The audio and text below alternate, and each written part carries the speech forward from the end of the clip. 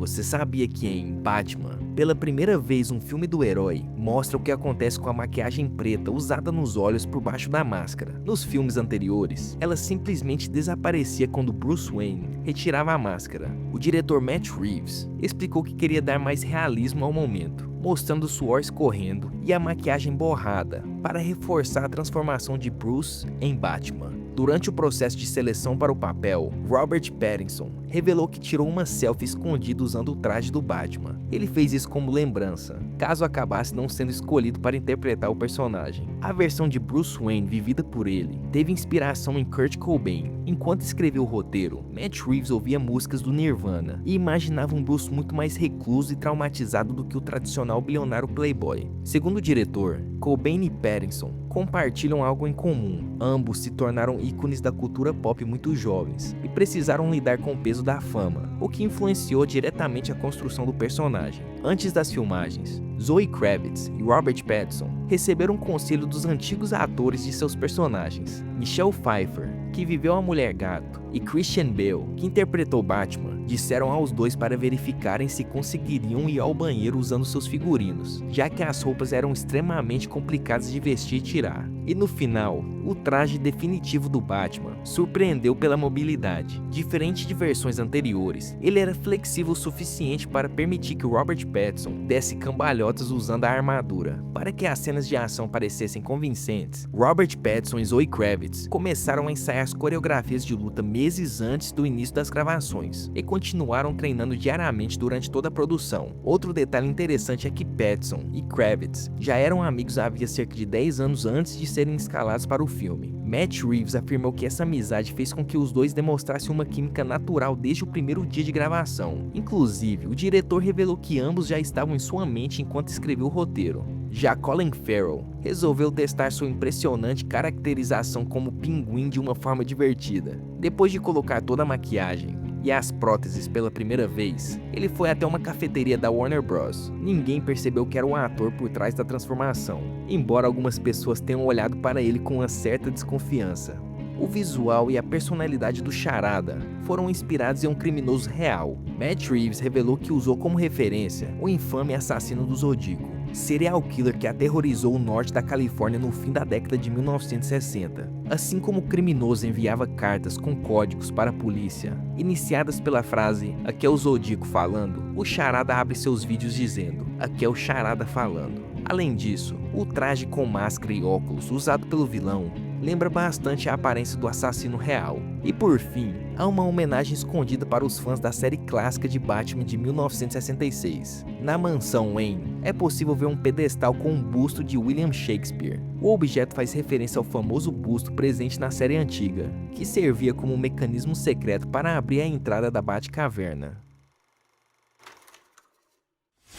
Você sabia que em Questão de Honra, Jack Nicholson recebeu cerca de 5 milhões de dólares por apenas 10 dias de trabalho. Na prática, ele ainda gravou uma manhã extra, sem receber nada a mais, porque a equipe não conseguiu finalizar todas suas cenas dentro do cronograma previsto. O diretor Rob Reiner contou que certa vez precisou pedir desculpas a Nicholson por solicitar uma tomada nova. A resposta do ator foi surpreendente. Ele disse que adorava atuar e que repetiria a cena quantas vezes fossem necessárias. A famosa sequência do tribunal, que inclui a icônica frase "Você não aguenta a verdade!", exigiu um esforço enorme. Nicholson repetiu todo o monólogo diversas vezes fora de câmera, para que o Reiner pudesse registrar as reações dos outros atores sob diferentes ângulos. A versão em que ele aparece em cena foi gravada por último. Mesmo assim, o ator entregou a mesma intensidade em todas as tomadas, como se a câmera estivesse apontada para ele o tempo inteiro. Ao final das gravações, admitiu que estava completamente exausto. Apesar de ser lembrado como uma das figuras centrais do filme, Nicholson aparece em apenas 4 cenas. Sua última participação é justamente a sequência do julgamento, que dura cerca de 21 minutos, e se tornou um dos momentos mais marcantes do cinema. A ideia da história surgiu por causa da irmã do roteirista Aaron Sorkin. Ela trabalhava como advogada militar e viveu uma situação parecida com a retratada no filme enquanto atuava em Guantánamo. Inspirado por esse caso real, Sorkin escreveu primeiro uma peça teatral e depois adaptou a história para o cinema, criando seu primeiro roteiro cinematográfico. Durante o desenvolvimento do filme, executivos do estúdio queriam incluir uma cena romântica entre os personagens de Tom Cruise e Demi Moore. Embora relutante, Sorkin chegou a escrever essa versão, porém quando Rob Reiner assumiu a direção, pediu que o roteiro fosse refeito. Para ele, acrescentar um relacionamento amoroso não contribuía em nada para a trama e servia apenas como um clichê hollywoodiano. Em outra ocasião, um executivo questionou por que a personagem de Demi Moore existia se ela não teria um envolvimento amoroso com Tom Cruise. Sorkin respondeu que mulheres têm funções muito mais importantes do que simplesmente servir como interesse romântico do protagonista. Anos depois, ele descreveu esse episódio como a pior experiência de sua carreira como roteirista. Tom Cruise aceitou participar do projeto principalmente por causa da qualidade do texto. Antes mesmo de assinar o contrato, ele viajou até Nova York para assistir a peça original na Broadway. Segundo Rob Reiner, o ator também tinha um hábito de permanecer após os ensaios para continuar aperfeiçoando sua atuação. E por fim, um detalhe que envolve o ator que interpreta o soldado Dawson. O diretor não encontrava ninguém que transmitisse a presença que procurava para o personagem. Então decidiu dar uma chance ao Wolfgang Bodison, que trabalhava nos bastidores como olheiro de locações e nunca havia atuado profissionalmente. Após algumas aulas de interpretação, ele conquistou o papel e acabou iniciando uma carreira como ator. Você sabia que em Guardiões da Galáxia, volume 2, James Gunn enfrentou um grande problema ao escrever o roteiro. Sua ideia era revelar que Ego, o planeta vivo, seria o pai de Peter Quill. Porém, a Marvel informou que não possuía os direitos do personagem, que estavam com a Fox, por causa de suas ligações com as histórias do Quarteto Fantástico e do Surfista Prateado. Como Gunn não tinha outra opção em mente para o pai do Senhor das Estrelas, foi preciso negociar diretamente com a Fox. Felizmente, o estúdio aceitou liberar a Ego para a Marvel, em troca de mais liberdade criativa para modificar os poderes de míssil adolescente megassônico em Deadpool.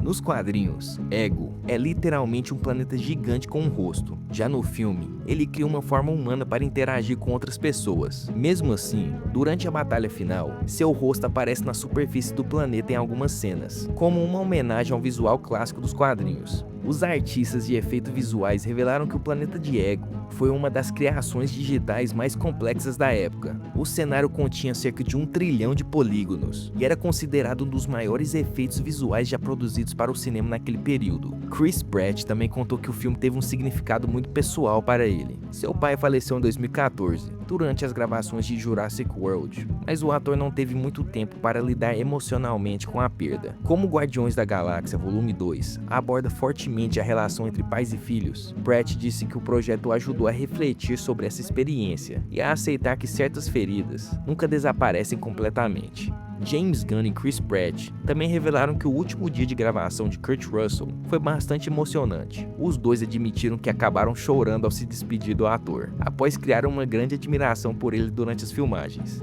Outro detalhe interessante é que o próprio James Gunn coreografou a famosa dança do Baby Groot, vista na abertura do filme. Além disso, ele serviu como modelo de captura de movimentos para os animadores reproduzirem os passos do personagem. Já a renderização digital da cena final levou quase 2 anos para ser concluída. Como Groot fala apenas a frase "Eu sou Groot", variando apenas a entonação, Gunn criou uma versão especial do roteiro para Vin Diesel. Nesse documento preparado, cada frase de Groot era traduzida para o inglês, explicando exatamente o que o personagem queria dizer em cada momento. A maquiagem de Drax também passou por melhorias em relação ao primeiro filme. O processo, que antes levava cerca de 3 horas, foi reduzido para aproximadamente 90 minutos. Mesmo assim, Dave Bautista precisava encerrar o dia em uma sauna para conseguir remover toda a maquiagem do corpo. E uma mudança importante aconteceu com a personagem Mantis. Nos quadrinhos, ela é humana e desenvolve suas habilidades após viver entre os Kree. No filme, James Gunn decidiu transformá-la em uma alienígena para que Peter Quill continuasse sendo o único integrante principal da equipe, originário da Terra. Você sabia que em A Bruxa de Blair, antes do início das filmagens, os 3 protagonistas receberam apenas um resumo de cerca de 35 páginas, explicando a mitologia da história. Em vez de um roteiro tradicional, quase todos os diálogos foram improvisados, e a maioria dos acontecimentos do filme era mantida em segredo, fazendo com que as reações dos atores fossem totalmente espontâneas.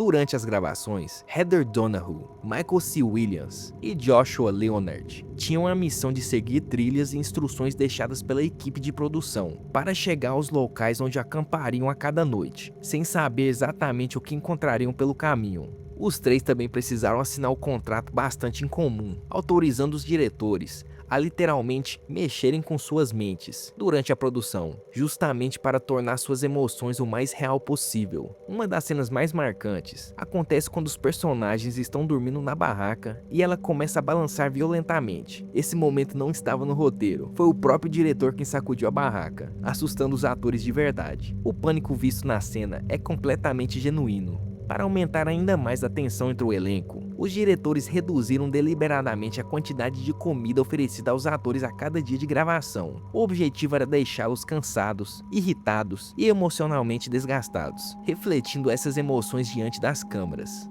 Em outro momento do filme, quando Heather, Mike e Josh percebem que caminharam um dia inteiro apenas para voltar exatamente ao mesmo lugar, a frustração exibida pelos três também foi real. Eles realmente haviam passado horas andando sem sair do lugar, e ficaram extremamente desanimados ao descobrir isso. Mesmo com toda a proposta de realismo, os diretores acompanhavam os atores por meio de radinhos, para garantir que ninguém se perdesse na floresta. Ainda assim, os três acabaram se perdendo pelo menos 3 vezes durante as filmagens. Originalmente, a própria Bruxa de Blair apareceria rapidamente no filme. Quando os personagens saem correndo da barraca e Heather grita que viu alguma coisa, o câmera deveria virar o equipamento para a esquerda, revelando por um instante uma mulher vestida de branco. Porém, ele esqueceu de fazer esse movimento, e a cena nunca foi regravada, fazendo com que a bruxa jamais aparecesse na versão final.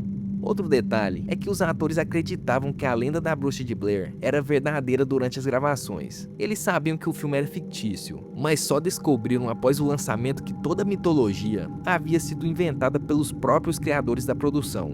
Embora o filme tenha sido filmado em apenas 8 dias, a etapa de edição levou aproximadamente 8 meses. A primeira versão montada tinha cerca de 2 horas e meia, quase o dobro do tempo da versão que chegou aos cinemas. A sequência final dentro da casa abandonada também foi cercada de mistério. Heather e Michael não faziam ideia do que encontrariam no porão. Michael recebeu instruções para correr pela casa chamando por Josh e manter Heather o mais distante possível. Quando chegou ao porão, 2 assistentes de produção vestidos de preto o colocaram virado para a parede, no famoso canto. Pouco depois, Heather entrou e foi surpreendida pela equipe, que segurou sua câmera e pediu que ela parasse de gritar. A atriz ficou tão assustada na primeira tentativa que começou a hiperventilar e precisou ser acalmada antes de repetir a cena, que teve de ser refeita por causa de problemas no áudio. Segundo ela, continuou chorando e respirando com dificuldade por muito tempo depois do fim das gravações. O realismo do filme foi tão convincente que após o lançamento, muitas pessoas acreditaram que os acontecimentos eram verdadeiros. A mãe de Heather, por exemplo, chegou a receber cartões de condolências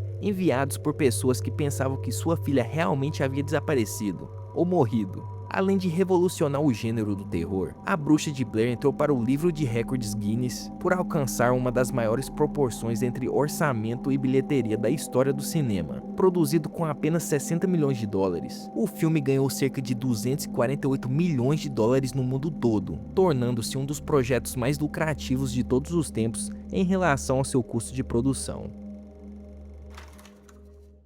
E esse foi mais um Curiosidades sobre Filmes Aleatórios. Se você gostou do vídeo, deixe seu like e se inscreva no canal. E deixe nos comentários filmes que você gostaria de ver aqui no canal. Valeu e até a próxima!